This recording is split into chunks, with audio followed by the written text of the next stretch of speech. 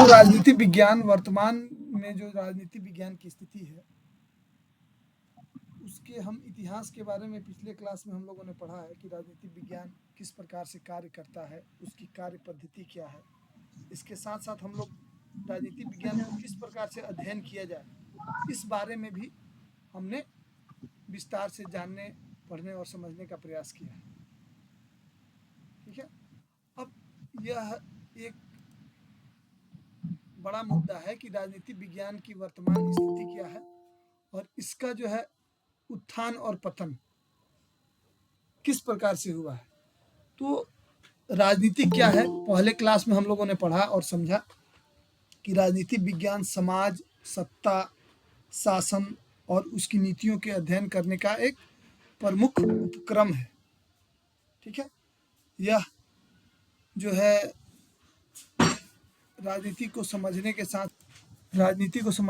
साथ उसके इतिहास को भी समझने की बात करता है।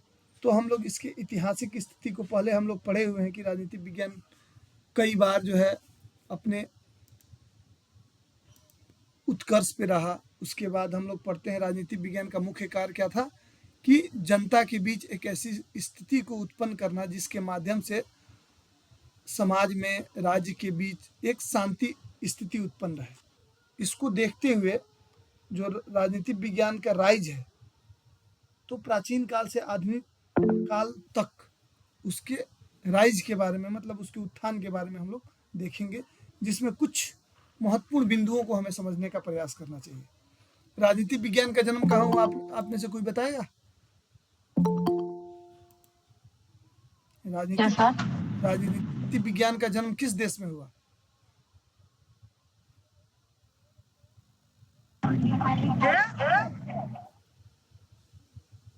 यूनान में। ऐसा माना जाता है कि यूनान में राजनीति विज्ञान का जन्म हुआ और वहाँ से एक तरह से पूरे विश्व में इसका प्रचार और प्रसार हुआ। वैसे भारत में भी एक ऐसा स्थान है जहाँ पे राजनीति विज्ञान के जन्म के संबंध में कई बार चर्चाएं होती हैं, जिसमें हम लोग लिच्छवी गणराज के आप लोगों ने नाम सुना हुआ। जो लिच्छवी गणराज्य जो है वहाँ पे लोकतंत्र की प्रथम पाठशाला, जहाँ पे राजनीति विज्ञान के बारे में हम लोग पढ़ते हैं और समझने का प्रयास करते हैं। तो प्राचीन काल से आधुनिक काल तक अगर हम लोग देखें तो यूनानी दार्शनिकों में प्लेटो है, अरस्तु है। उसके बाद मध्य युग में हम लोग देखेंगे कि विभिन्न धर्म और संप्रदाय का उदय हुआ, जिसके द्वारा राजनीति विज्ञान को समझने और उसे पढ़ने का प्रयास किया गया। मध्यकाल में इस्लाम और अरब देशों में भी राजनीति विज्ञान की उत्पत्ति और विकास पर तमाम चर्चाएं हुई हैं। अब जब हम लोग मध्यकाल के बाद हम लोग देखते हैं आधुनिक काल, जिसमें जो बहुत सारे विचारक हैं, जिसमें कुछ विचारकों का आप लोगों ने नाम सुना होगा। हॉब्स, जिसने सोशल कॉन्ट्रैक्ट थ्योरी दिया, सामाजिक समझौता का सिद्धांत दिया। लॉक है, रूसो है, मोंटेस्क्यू है, जिसने शक्ति के बंटवारे के बारे में बात किया। इस प्रकार से हम लोग देखते हैं कि राजनीति विज्ञान में प्राचीन काल में इसका बहुत अत्यधिक महत्व था। इसी तरह 20वीं शताब्दी में, जब द्वितीय विश्व युद्ध के बाद का काल को हम लोग मानते हैं कि 19वीं और 20वीं शताब्दी में राजनीतिक विज्ञान के स्वरूप में कुछ परिवर्तन देखने को मिलता है, जिसे हम लोग व्यवहारवाद के नाम से जानते हैं। व्यवहारवाद का क्लास मैंने कल लिया था, तो व्यवहारवाद की परिभाषा कोई बताएगा? कौन कौन क्लास में जुड़े हुए थे?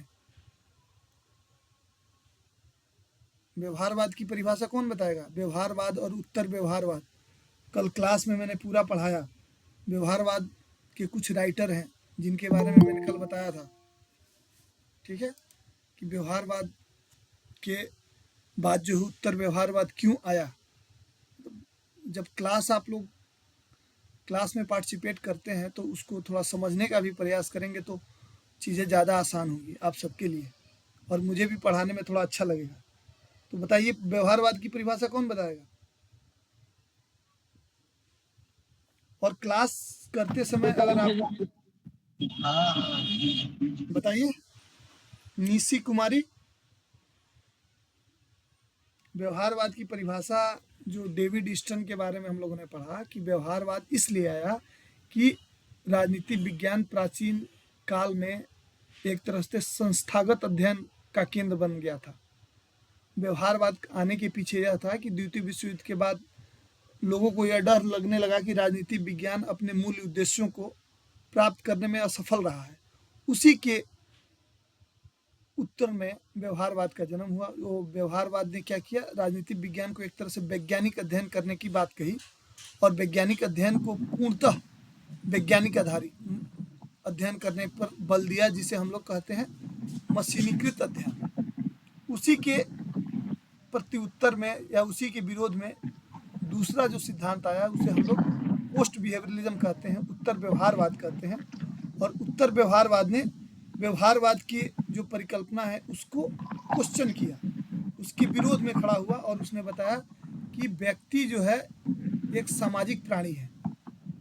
व्यक्ति को एक डेटा के आधार पर या वैज्ञानिक दृष्टिकोण के आधार पर पूर्णतः आकलन नहीं किया जा सकता, क्योंकि व्यक्ति एक नैतिक प्राणी है और उसमें समय समय में समय, काल, परिस्थिति और ज्ञान के आधार पर उसमें परिवर्तन देखने को मिलता है। ठीक है, तो इसी के विरोध में व्यवहारवाद का उत्तर व्यवहारवाद का उत्पन्न हुआ। उसके बाद जो है संस्थागत अध्ययन। 20वीं शताब्दी में जो है कई विश्वविद्यालयों में राजनीतिक विज्ञान एक अध्ययन विषय के रूप में शुरू किया गया। कोई बताएगा राजनीतिक विज्ञान का एक विषय के रूप में अध्ययन किस विश्वविद्यालय में हुआ था?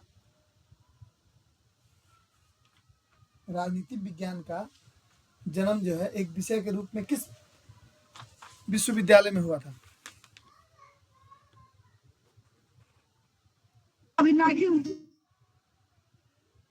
19वीं सदी के मध्यकाल में जर्मन विद्वान फ्रांसिस लिबर ने अमेरिका में राजनीतिक विज्ञान को एक स्वतंत्र विषय के रूप में पढ़ाने पर बल दिया और कोलंबिया विश्वविद्यालय में जॉन बर्गिस, एक अमेरिकन राइटर हैं, उनके नेतृत्व में political science school of political science की स्थापना की गई।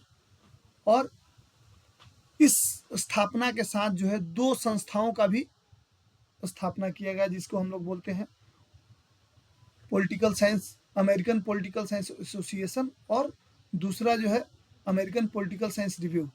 अमेरिकन पॉलिटिकल साइंस एसोसिएशन एक संगठन है और अमेरिकन पॉलिटिकल साइंस रिव्यू यह एक तरह से पत्रिका है, जिसका मुख्य कार्य क्या है कि विश्व भर में राजनीति से जुड़े हुए प्रमुख मुद्दे हैं। अब राजनीति से जुड़े हुए प्रमुख मुद्दे कौन कौन से हैं, कौन बताएगा? बताइए, राजनीति या राजनीति विज्ञान से जुड़े हुए प्रमुख मुद्दे कौन कौन से हैं?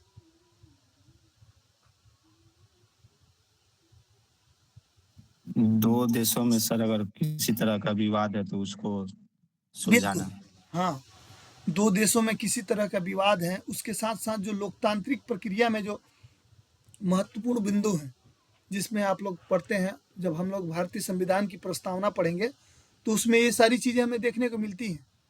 अब प्रस्तावना तो मैंने आप सबको बताया था कि आपको याद रहना चाहिए, लेकिन फिर भी कुछ मूल बिंदु हैं प्रस्तावना के, जिसमें स्वतंत्रता, समानता, न्याय, लोकतंत्र, आपसी सहयोग, लोगों के मध्य आपसी सहयोग, धर्मनिरपेक्षता, ये सारे जो है लोकतंत्र या राजनीतिक विज्ञान के मूल तत्व हैं, जिसे प्रचारित प्रसारित करने के लिए एक पत्रिका अमेरिका में निकाली गई, जिससे 1906 से शुरू किया गया। और यह एक तरह से संस्था जो है पूरी दुनिया में राजनीतिक विज्ञान को प्रचार प्रसार करने के लिए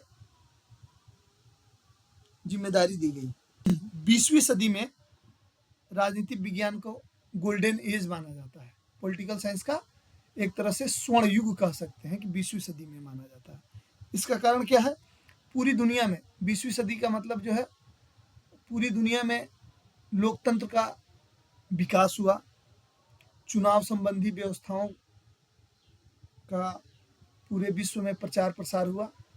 कई देश जो तानाशाह से ग्रसित थे, कई देश जो है राजतंत्र, कई देशों में जो है ओलिगार्की सिस्टम था, कई देशों में धर्मतंत्र था। तो इन सारे चीज़ों में गिरावट आई और लोकतंत्र का प्रचार जो है पूरे विश्व में बढ़ा। तो ये कहीं ना कहीं पॉलिटिकल साइंस का एक तरह से गोल्डन एज कह सकते हैं। इसके साथ साथ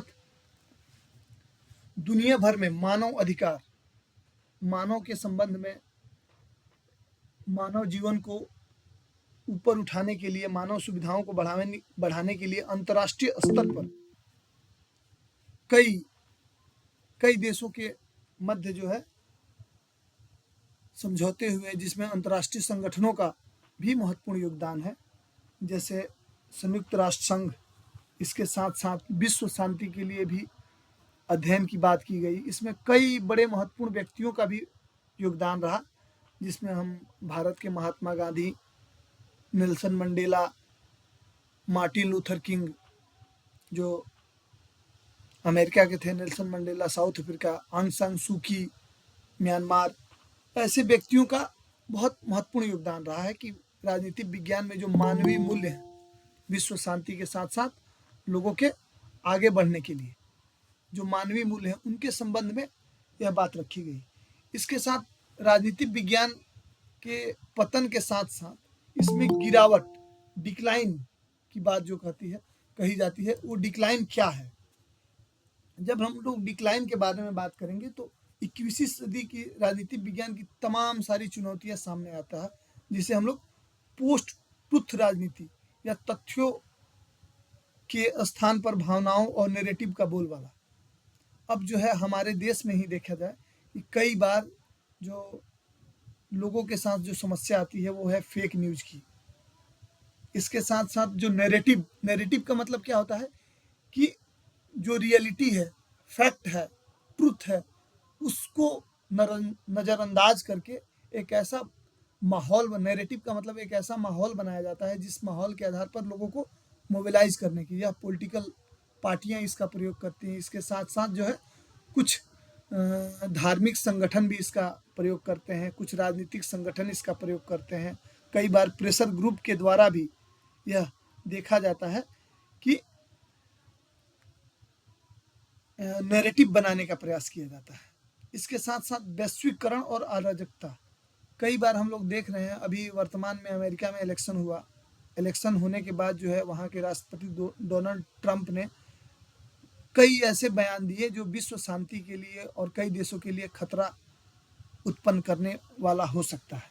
और इसके लिए राष्ट्र का मजबूत होने से या राष्ट्रीयता की भावना के मजबूत होने से कई छोटे राज्य अपने आप को असुरक्षित महसूस करते हैं।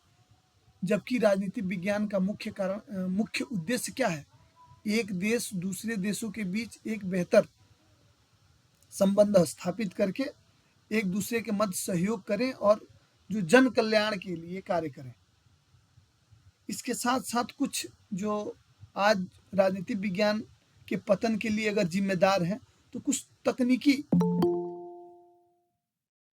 तकनीकी विकास के द्वारा जो समस्याएं हम लोग के मध्य उत्पन्न हो गई है, जिसमें हम लोग देखते हैं सोशल मीडिया के साथ साथ डेटा हैकिंग की समस्या है। इसके साथ जो है चुनाव में भी हम लोग देख रहे हैं ईवीएम हैक की बात चल रही है। तो कहीं ना कहीं जो लोगों की जो मूल भावना है लोकतंत्र को मजबूत करने के लिए, वो कहीं ना कहीं टेक्नोलॉजी के माध्यम से उसको नियंत्रित किया जा रहा है, और लोगों की जो मुख्य मोटो ऑफ द लाइफ है वो उसे चेंज करने का प्रयास किया जा रहा है। कहीं ना कहीं चुनावी संगठनों द्वारा, कभी हम लोग देखते हैं कि मीडिया हाउसेस के द्वारा, कई बार हम लोग देखते हैं इंडस्ट्रियलिस्ट के द्वारा, जो बड़े बड़े उद्योगपति हैं, वो लोगों के जो मोटिव है उन्हें प्रभावित करने का प्रयास करते हैं। इसके लिए वो लोग कई तरह के झूठे प्रचार का भी सहारा लेते हैं। ठीक है, कई बार हम लोग इसकी आलोचना भी करते हैं।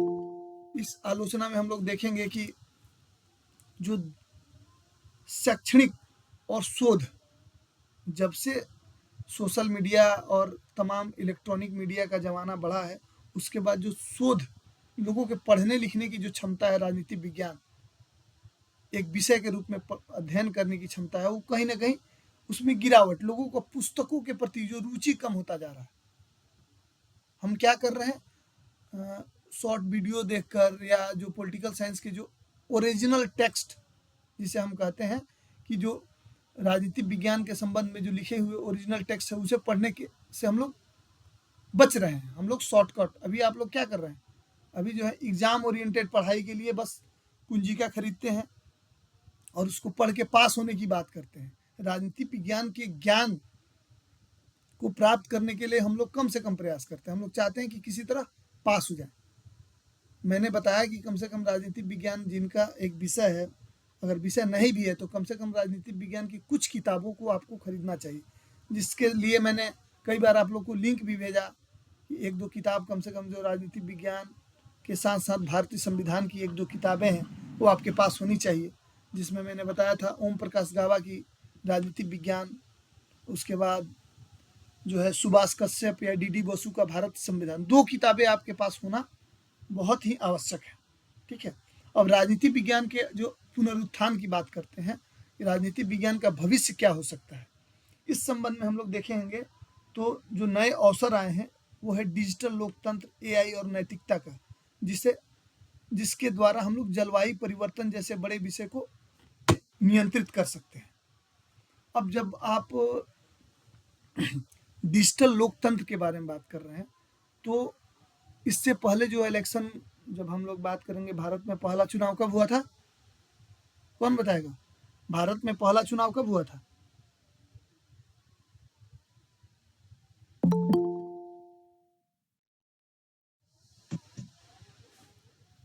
जो इलेक्शन 1949 में। नहीं 1949 में। नहीं 1949 में नहीं हुआ था।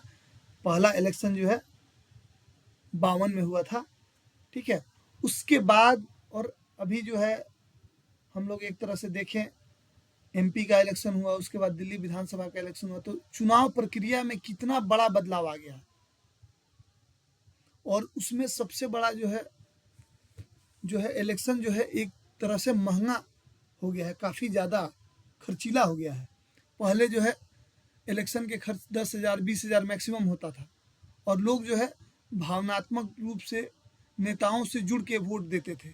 आज जो है कहीं ना कहीं चुनाव जो है एक तरह से ब्रांडिंग का विषय हो गया है कि पार्टियां जो है उसको फंड करती हैं और उसको एक बड़े बैनर के तले उसका प्रचार प्रसार किया जाता है, जिसमें लोकतंत्र में इलेक्शन को जो है अगर खर्चीला होता है तो आम जनता उससे कहीं ना कहीं दूर होती चली जाती है।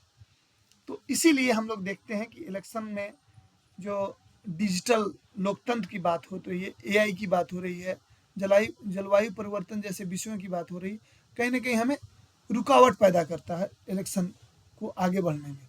इसके साथ साथ कुछ जो है नए देशों में लोकतंत्र को थोपने की भी बात आने वाले या हाल के कुछ वर्षों में हमें देखने को मिला, जैसे अमेरिका के द्वारा ईरान में, अफगानिस्तान में जिस तरह से हमला करके वहाँ पे लोकतंत्र को थोपने की बात की गई। कहीं ना कहीं यह जो है लोकतंत्र के लिए, राजनीति विज्ञान के लिए और अंतर्राष्ट्रीय राजनीति के लिए एक तरह से तानाशाही रवैये को आगे बढ़ाने का बात करता है। ये कहीं ना कहीं हम लोकतंत्र के लिए और नागरिकों के लिए खतरे की बात है। अब जब हम लोग लोकतंत्र के भविष्य में इसमें सुधार किस तरह से कर सकते हैं, इस पे अगर हम लोग ध्यान देंगे तो हमें सबसे जो जरूरी है वो व्यवहारिक शोध पर बल देना चाहिए। अब व्यवहारिक शोध क्या है? ऐसा शोध, ऐसा रिसर्च जो आम जनजीवन से जुड़े हुए लोगों की समस्याओं को रेखांकित करता हो और उसके शोध से आम जनजीवन या आम जनता, आम नागरिकों के जीवन में सुधार की बात करता है। दूसरा है सार्वजनिक नीतियों को के लिए जनता को डायरेक्टली और इनडायरेक्टली जुड़ने की बात करता है। ठीक है, अगर हम राजनीति विज्ञान को अच्छे से समझने का प्रयास करेंगे तो इसमें जो पढ़ने की बात है, समझने की बात है, वो है जनता के लिए पढ़ना, जनता के लिए इसे समझने का प्रयास करना। और इसमें जो व्यवहारिक शोध है, जैसे मान लीजिए कि कोई भी वर्ग अगर किसी राजनीतिक मुद्दे पर सोच करता है, जैसे राजनीतिक व्यवहार, चुनावी प्रक्रिया, मतदान प्रक्रिया आदि पे वह शोध करने का कार्य करता है, तो किसी मीडिया हाउसेस से न पूछकर जो आम जनता जो राजनीति में डायरेक्ट रूप से भागीदारी अपनी सुनिश्चित करती है, उसे बढ़ावा देने की बात करना चाहिए। इसके साथ साथ जो राजनीति में मैल प्रैक्टिसेस हैं, जो राजनीति में भ्रष्टाचार है, राजनीति में जो भाई भतीजावाद है, राजनीति में जो पैसे की बोलबाला है, उसे हमें खत्म करने की बात करनी चाहिए, जिसके माध्यम से हम एक बेहतर राजनीतिक व्यवस्था को स्थापित कर सकें और आने वाले समय में राजनीतिक विज्ञान को और भी मजबूती से आगे बढ़ा सकें। अब जब राजनीतिक विज्ञान के स्थिति, पतन और उत्थान के बारे में जब हम लोग पढ़ेंगे और इसको समझने का प्रयास करेंगे, तो यह सामाजिक विज्ञान के साथ साथ हमारे देश के आर्थिक, वैश्विक, सामाजिक, एक तरह से बहुआयामी प्रकृति के साथ नए तकनीकों को, सामाजिक राजनीतिक घटनाओं को समझने का प्रयास करती है। इस तरह से अगर हम देखेंगे कि राजनीति विज्ञान वर्तमान में बहुत ही रोचक विषय के रूप में है, जो हर व्यक्ति के जीवन को प्रत्यक्ष या अप्रत्यक्ष रूप से प्रभावित करता है। तो राजनीति विज्ञान का पुनरुत्थान कैसे होगा? जब तक व्यक्तियों की सक्रिय भागीदारी सुनिश्चित नहीं होगी, राजनीतिक विज्ञान का जो मूल उद्देश्य है उसे प्राप्त करने में हमें कठिनाइयों का सामना करना पड़ेगा। इस प्रकार से हम देखते हैं कि राजनीतिक विज्ञान एक ऐसा विषय है जो समय के साथ साथ अपने स्वरूप में भी परिवर्तन करता रहता है, और आज तमाम चुनौतियों के बावजूद भी राजनीति विज्ञान अपनी महत्ता या अपनी प्रासंगिकता को बनाए हुए है। इस प्रकार से आज हम लोग इस विषय को यहाँ समाप्त करेंगे, और इससे जुड़े राजनीतिक विज्ञान के उत्थान और पतन से जुड़े कोई भी आपके प्रश्न हो तो हम उसको आज देखेंगे। फिर अगला जो टॉपिक होगा हम लोग का वो उदारवाद से संबंधित होगा। अगला टॉपिक जो है आपका वो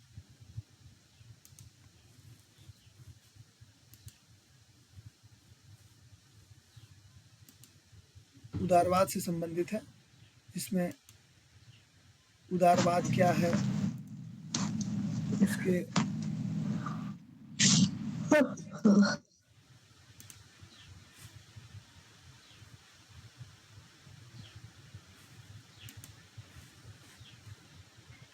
अगला जो टॉपिक है वो उदारवाद है, मार्क्सवाद है और समाजवाद है और अराजकतावाद है। मैं अब सोच रहा हूँ कि जो भी टॉपिक कराया जाए उससे संबंधित कम से कम 10 क्वेश्चन आपको लास्ट में कराएं, और उसके बाद सारे क्वेश्चंस को एक साथ करके आपसे एक ऑनलाइन टेस्ट भी लिया जाए, जिससे आपको समझ में आएगा कि आपकी तैयारी कहाँ तक है। और अगर 200 क्वेश्चन अगर आपका ऑब्जेक्टिव सॉल्व कर लेते हैं तो मुझे लगता है कि आपका एक अच्छी तैयारी है।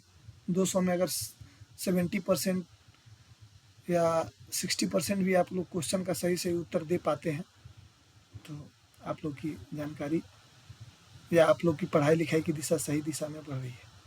ठीक है, किसी का कोई प्रश्न हो राजनीतिक विज्ञान की स्थिति, पतन और उत्थान से संबंधित तो पूछ सकता है,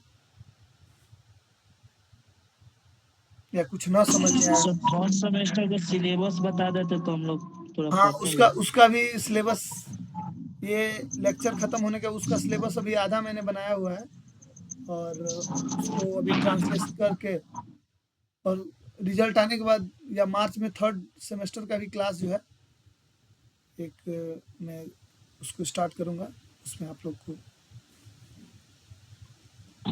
थर्ड सेमेस्टर का ऑनलाइन क्लास लेते तो अच्छा रहता यूट्यूब पे। हाँ, कुछ क्लास लेंगे हम, और ये सारा जो रिकॉर्ड होगा ये यूट्यूब पे वीडियो जाएगा, तो आप लोग उसको वो करेंगे। अभी मैं सोच रहा हूँ और सीख भी रहा हूँ कि ये सारी चीज़ें कैसी होंगी, धीरे धीरे आप लोग को समझ में आएगा। ठीक है, तो आज के लिए इतना काफ़ी है। कल हम लोग फिर नया टॉपिक उदारवाद, मार्क्सवाद और मेरे समाजवाद। अटेंडेंस बना दीजिएगा। हाँ बिल्कुल, अटेंडेंस आप सबका बन जाएगा। जो लोग जुड़े हुए हैं, वीडियो रिकॉर्ड है तो फिर आपका अटेंडेंस की आपको चिंता नहीं करनी। ठीक है, ओके, आज के लिए इतना काफ़ी है। कल हम लोग फिर मिलते हैं। Thank you sir. ओके।